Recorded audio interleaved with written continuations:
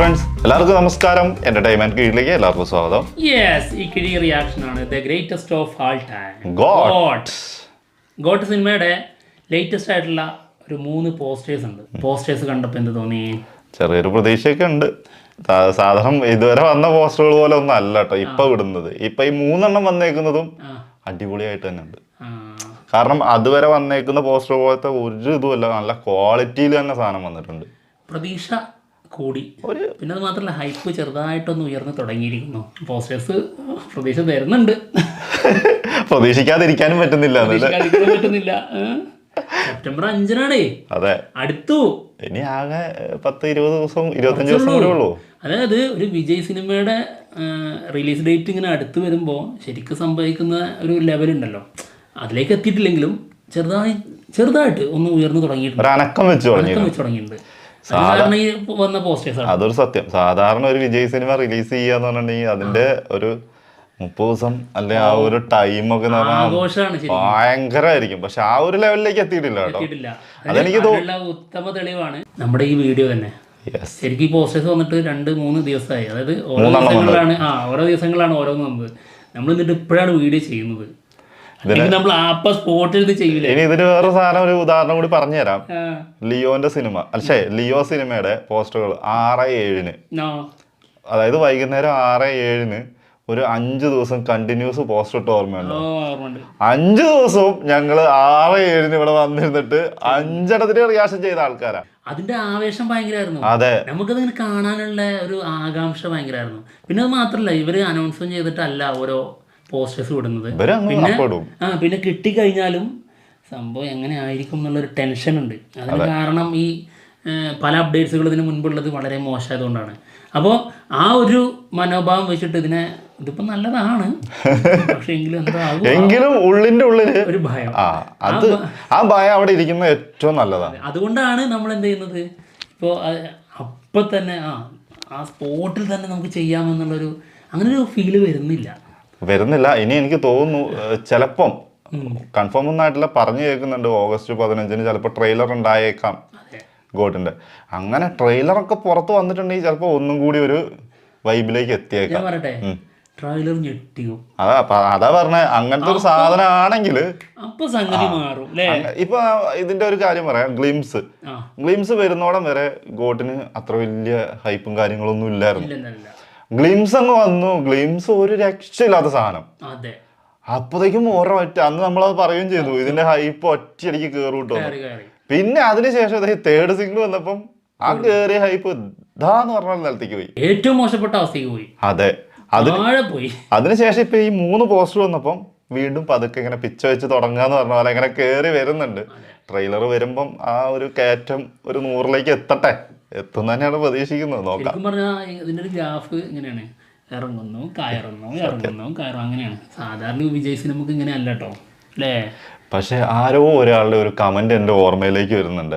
എന്താ വെച്ചാൽ ആൾ ഇത്ര പറഞ്ഞിട്ടുള്ളൂ, അതായത് ആ 3rd സിംഗിളിന്റെ അടിയിൽ വന്ന കമന്റ് ആണ്, റിയാക്ഷന് അടിയിൽ വന്ന കമന്റ് ആണ്. പ്രതീക്ഷകളൊക്കെ നല്ലത് തന്നെയാണ്, പക്ഷെ വെങ്കട് പ്രഭു ആണ് ഒരിക്കലും എബോവ് ആവറേജ് ആ ഒരു സാധനം ഉണ്ടാവൂല. ഒന്നില്ലെങ്കിൽ കിടിലൻ, അല്ലെങ്കിൽ പക്കാ ഫ്ലോപ്പ്.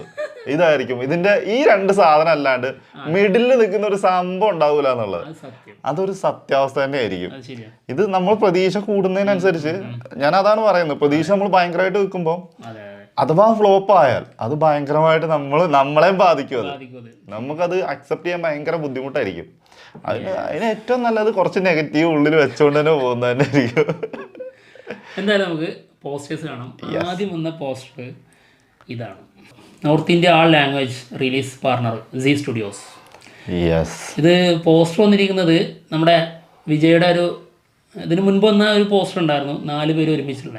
അതിലെ ആ ലുക്കാണ് ഇവിടെ കൊടുത്തിരിക്കുന്നത്. പിന്നെ നമ്മുടെ കരുക്കള് പറന്ന് കളിക്കുന്നുണ്ട്. അപ്പോൾ രാജാവിനെയും മന്ത്രിനെയും, രാജാവുണ്ട്, പടയാളിയുണ്ട്, കുതിരയുണ്ട്, തേരുണ്ട്, ആനയുണ്ട്, എല്ലാം ഉണ്ട്, എല്ലാത്തിനും വെട്ടിയിട്ടുണ്ട്.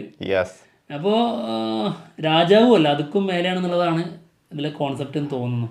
ആടല്ലേ, ഗ്രേറ്റസ്റ്റ് ഓഫ് ആൾ ടൈം അല്ലേ, കിങ് ഒക്കെ താഴെ. അപ്പോൾ എന്തായാലും ഇത് ബീസ്റ്റ് സിനിമയുടെ ഒരു പോസ്റ്ററായിട്ട് ചെറിയൊരു ബന്ധമുണ്ട് അല്ലേ?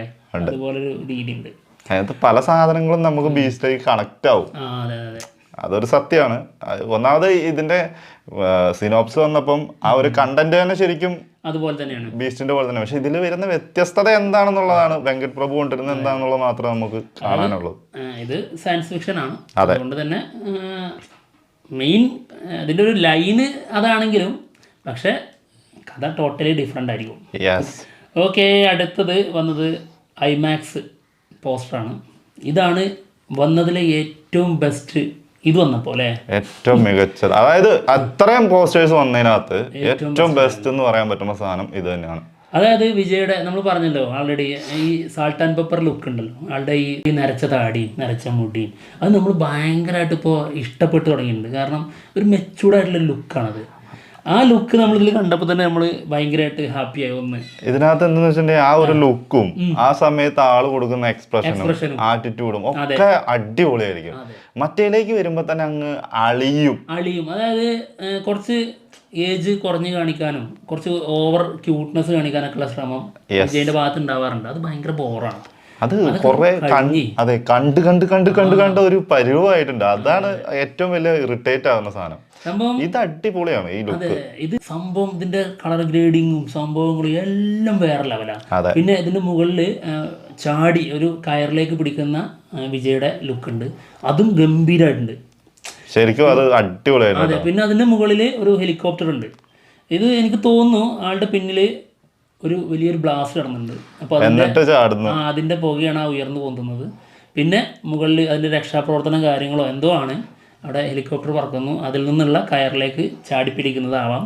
അല്ലെങ്കിൽ പോസ്റ്ററിന് വേണ്ടിയിട്ട് അങ്ങനെ ആയിരിക്കാം. അതായത് ഹെലികോപ്റ്റർ വേറെയും പിന്നെ ഈ കയറിലേക്ക് ചാടിപ്പിടിക്കുന്നത് വേറൊരു സീനും ആയിരിക്കാം. അത് മിക്സ് ചെയ്യുന്നതായിരിക്കാം. ഏത് രീതിയിലാണ് എടുത്തേക്കുന്നതെന്ന് അറിയില്ല. പക്ഷെ നമുക്ക് പലതും തോന്നുമല്ലോ ഓരോന്ന് കാണുമ്പോൾ. അതേ ആ ഒരു തോന്നലാണത്. ഇന്ത്യയിലല്ല, കളി ഇവിടെ അല്ല, അങ്ങ് വിദേശത്താണ്.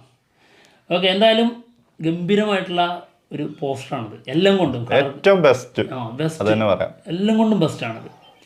ഓക്കെ, അടുത്തത് ഇതാണ്.